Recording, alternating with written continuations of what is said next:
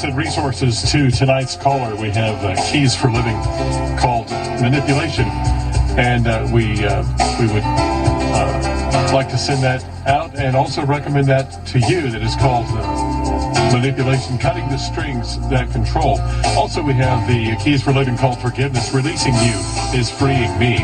We'll send those to tonight's caller free of charge due to your generous support of this ministry. And you may also order resources for yourself at 800-488-HOPE, anytime, Monday through Friday, 8 to 5 Central. And our materials and past programs are available at hopefortheheart.org. Until next time, for June Hunt, I'm Jeff Oliver saying you hang on to hope. Male or female, your child's choice? With more, here's Trace Embry of Shepherd's Hill Academy on License to Parent. Have we lost our minds today? Giving a young child as early as 6 years old the liberty to choose his own gender is about as crazy as anything I've ever heard. Here, a human being, nearly 20 years removed from having a fully developed brain, is given the power to determine for himself such a heavy decision that, in most cases, was already determined by physicality. Then why not allow them to vote or get married, too?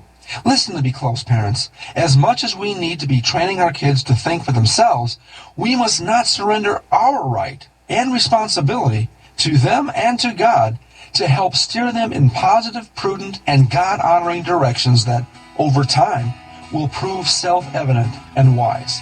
For more parenting help, visit licensetoparent.org. WTRJ, Orange Park, Jacksonville. WAYL, St. Augustine. WATY, Folkestone, Georgia. Online at ilovethetruth.com. With us for news, Patrick Frost. A fire at a COVID-19 hospital ward in western India has killed 15 patients as the country is grappling with the worst outbreak yet and stepping up a vaccination drive for all its adults. Police say 50 other patients at the hospital were rescued by hospital workers and firefighters early Saturday. Also at SRNews.com, the federal mask mandate for all transportation networks will be extended through September. The mask requirement is for travel on airplanes, in airports, on buses, and on rail systems. It went into effect in February with an expiration date of May 11th, which has now been moved to September 13th. President Biden signed an executive order on his first full day in office directing federal agencies to, quote, immediately take action to mandate the use of masks on trains, intercity buses, ferries, and in airports.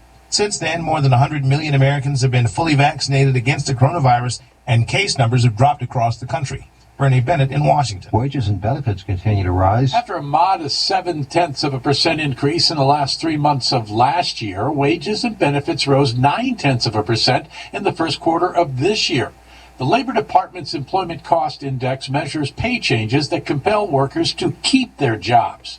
The figure suggests the more people hitting the restaurants, bars, and shops, businesses are having to provide higher pay and benefits to keep current workers and to pull new ones back into the job market. Hotels and restaurants boosted pay and benefits by 1.5%, as many of those businesses continue to have a hard time finding workers, even with the high unemployment rate. Tim McGuire, Washington. Strong earthquake has struck off northern Japan, shaking buildings in Tokyo, but there was no risk of a tsunami. There are no immediate reports of injuries or damage. The Japan Meteorological Agency says the quake measured 6.6. This is SRN News. A British ministry wants to get more Christians into the media. Believers between the ages of 18 and 25 who hope to go into journalism, public relations, or social media are being offered a mentoring program by the UK organization Christians in Media. Ministry Chairman Steve Cox tells Christian Today, quote, "We believe that God calls each of us to be salt and light wherever we are. Our prayer is that increasing numbers of Christians will feel not just called, but equipped to forge careers in the media and make a positive difference." Michael Harrington, SRN News. He didn't get much coverage in the mainstream media, but Republican Senator Tim Scott of South Carolina talked about his Christian faith and his response to President Biden's speech Wednesday night. Scott told viewers, "I am standing here because my mom has prayed me through some very tough times.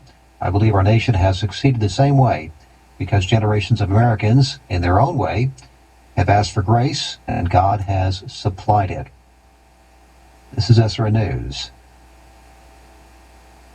The Army's taking disciplinary action against troops at Fort Hood, Texas. The Army says the move comes against 21 officers and NCOs in connection with the death last year of Specialist Vanessa Guillen. The punishments, which include the firing of 6 senior commanders, are the latest in response to the young soldier's disappearance and death. It also brought to light widespread leadership failures at the base, including high rates of sexual assault, harassment, drug use, and other problems. Jason Walker reporting.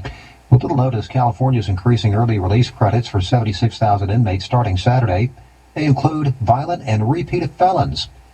The move comes as the state further trims the population of what once was the nation's largest correctional system. More than 63,000 inmates convicted of violent crimes will be eligible for good behavior credits that shorten their sentences by 1/3. More details at SRNews.com. I'm Patrick Foss.